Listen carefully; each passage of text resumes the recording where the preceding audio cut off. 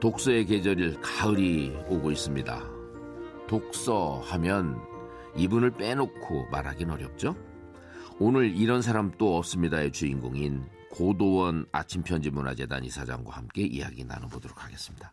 안녕하세요. 안녕하세요. 반갑습니다. 예, 네. 참 오랜만에 뵙습니다. 이렇게 뵙게 되는군요. 네, 네. 네. 청취자 여러분께 네. 인사 한번 해주시죠. 아유, 오늘 또 행복한 쉼표 자리에 와서 제가 행복한 쉼표 하나 찍고 갑니다. 네. 반갑습니다. 네.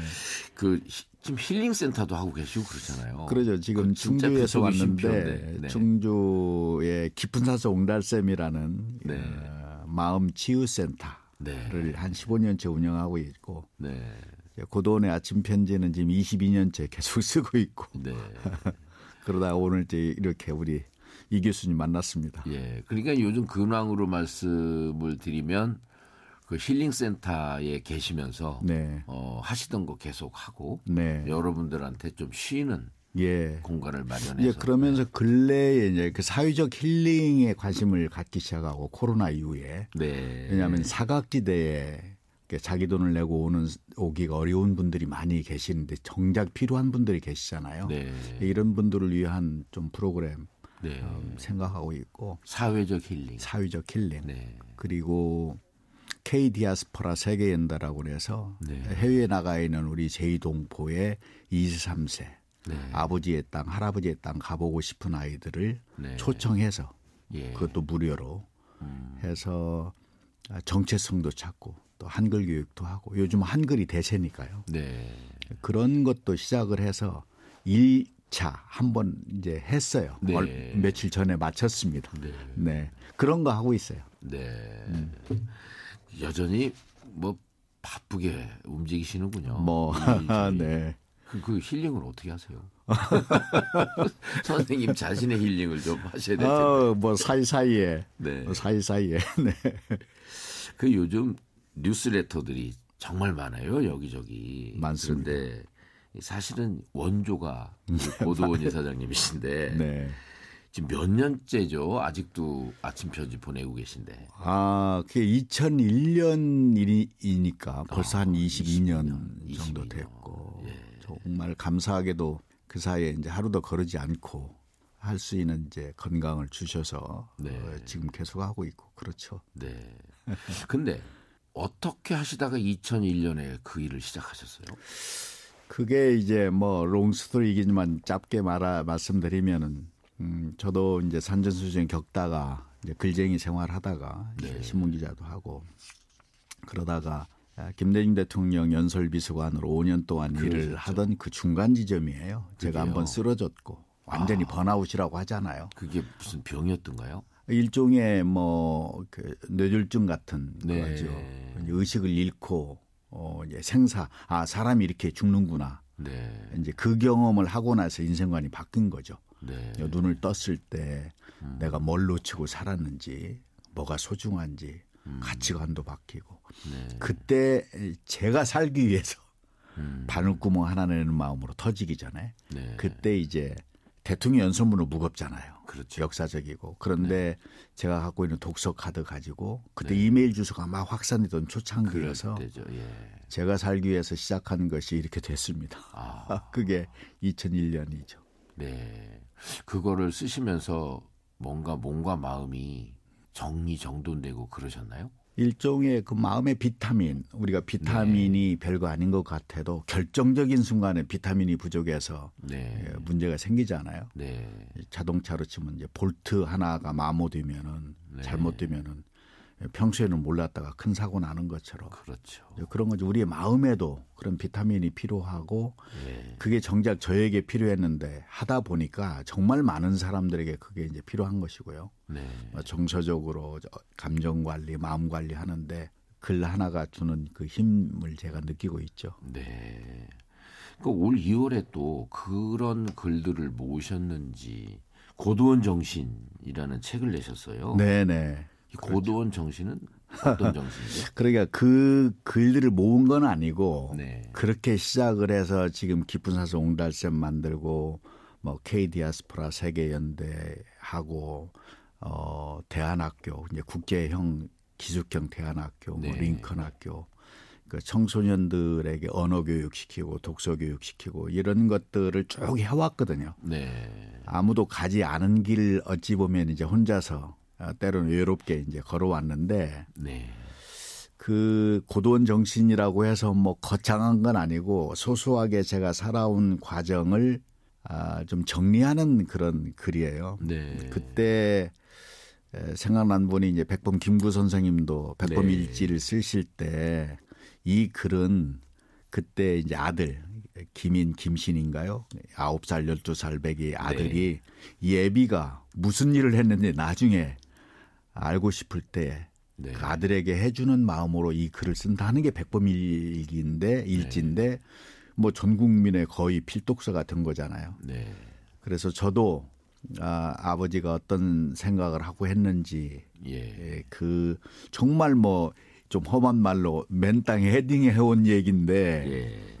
그거를 아들 딸에게 전해주는 마음으로 그리고 저와 함께 일하는 이제 직원들이 우리 아침직이라고 하는데 네. 한 7, 80명 되죠. 이분들에게 세세하게 이야기하지 못한 게 많아요. 네.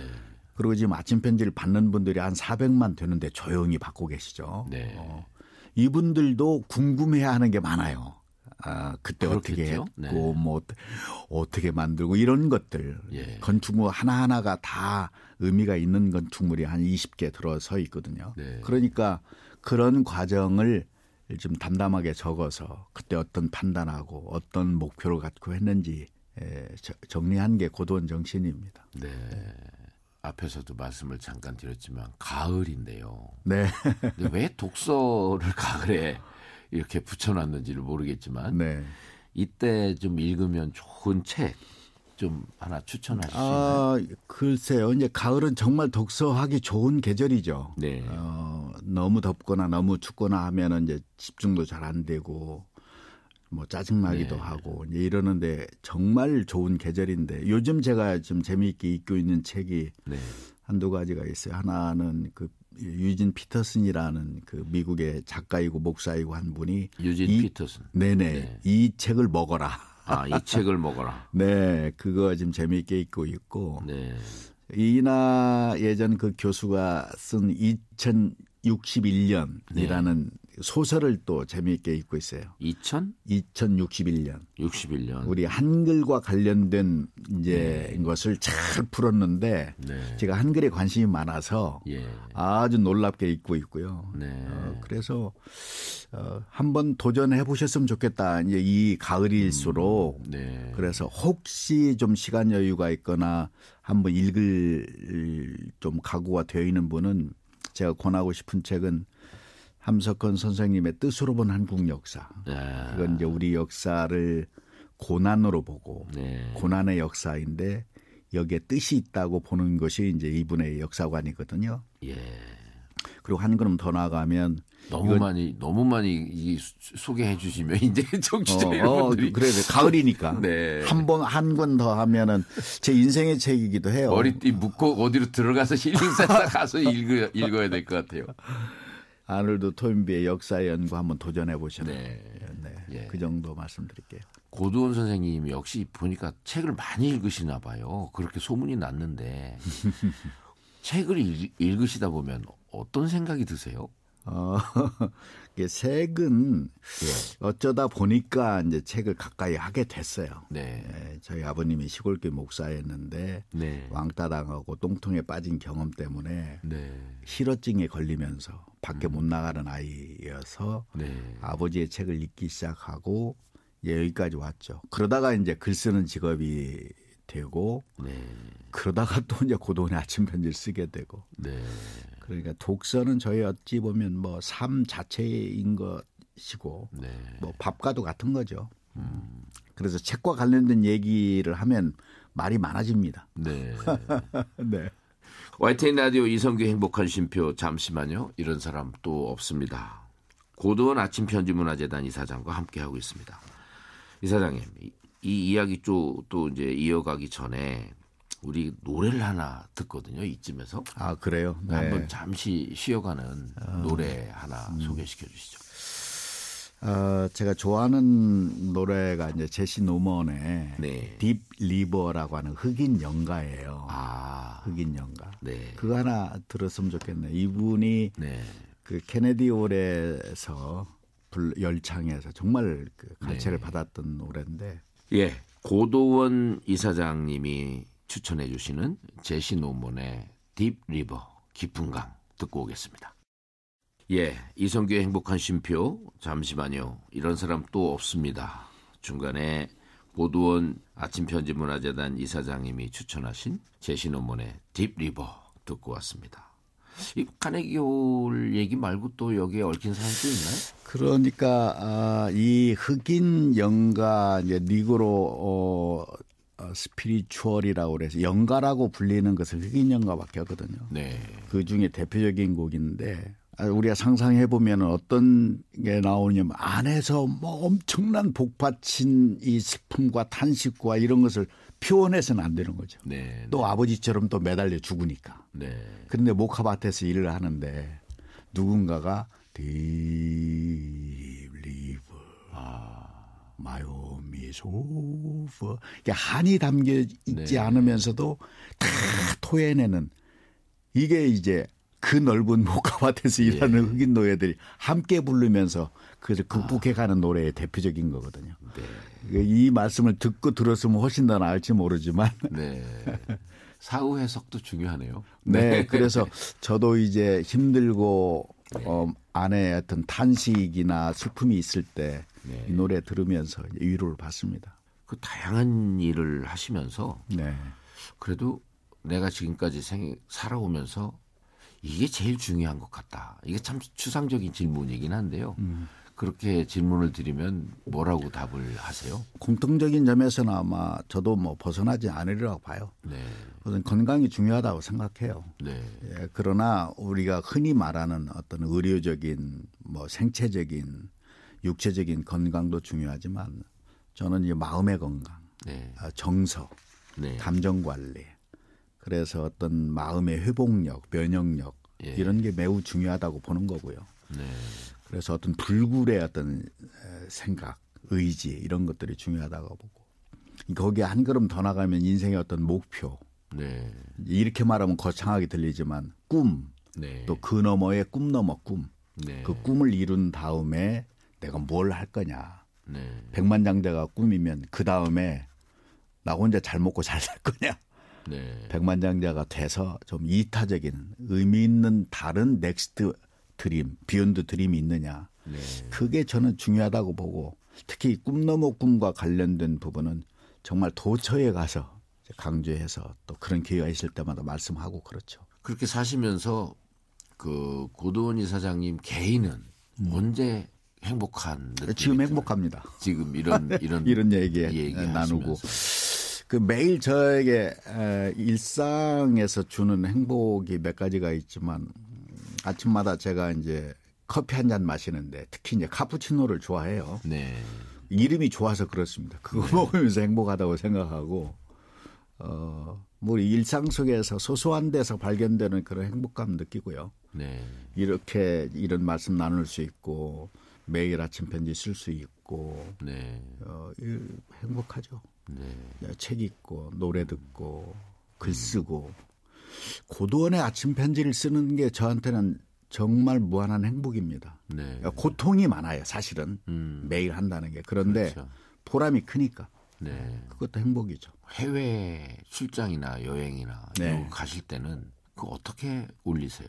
그 예전에는 현장에서 했어요. 그런데 네. 아주 열악한 데가 너무 많아요. 제가 오지를 많이 가거든요. 예. 몽골 무슨 바이칼 이런 데 가면 거기는 뭐 카톡도 잘 안 안 돼요. 터지고 이러는데. 그래서 그때는 불가피하게 앙코르 메일이라고 그래서 예전에 보냈던 것 중에 좋은 걸 골라서 반응이 좋았던 걸 골라서 이제 다시 보내고 그렇게 하죠. 여행 때만. 여행 때만. 예, 이제 궁금하게 하나 풀렸습니다. 네네. 근데 그 아침 편지가 고통스러우면서도 참 행복감도 주고 건강도 주고 그런 말씀을 하셨는데 네. 그게 없었다. 아침 편지가 고도원 인생에 없었다. 그러면 어떤 일을 하고 계실 것 같아요, 지금? 글쎄요, 지금 뭐 계속 뭐 기자 생활을 하거나 네. 뭐 일반적인 작가 생활을 좀 하거나 네. 아니면 저는 또 언어에 관심이 많아서 뭐 언어학자 역할을 좀 하거나 네. 뭐 그랬을 거예요. 네. 근데 아침 편지가 특별한 것은 그래서 이제 마음 치유센터, 힐링센터를 만들었지만 너무나도 많은 사람들이 아파하는 거예요. 네. 슬퍼하고 네. 비탄에 빠져 있고 절망하고 이런 분들하고 이게 벗하고 한 사람에게 편지잖아요. 편지. 네. 400만에게 훗 뿌려지는 게 아니고 어떤 한 사람을 오늘 예를 들면 우리 이제 이 교수님, 이성규 이사장님 만나 뵀잖아요. 네. 용무도 받고 이제 목소리도 직접 들었고 언젠가는 이 교수님 생각하면서 편지를 보내는 거죠. 그러면 네. 읽으실 때 나한테 보내는 편지구나. 네. 그러면 저는 성공한다고 보죠. 네. 그래서 한 사람이 인격적으로 글로 교감하는 이런 일을 하고 네. 있는 것이 감사하죠. 그리고 이제 그 평소에 독서하시는 거하고 네. 또 글을 쓰시는 거하고가 많이 또 이렇게 많이 다르죠. 영감하고 이렇게 같이 그렇죠. 그 붙기도 하고 떨어지고 그러나요? 그렇죠. 그렇죠. 네.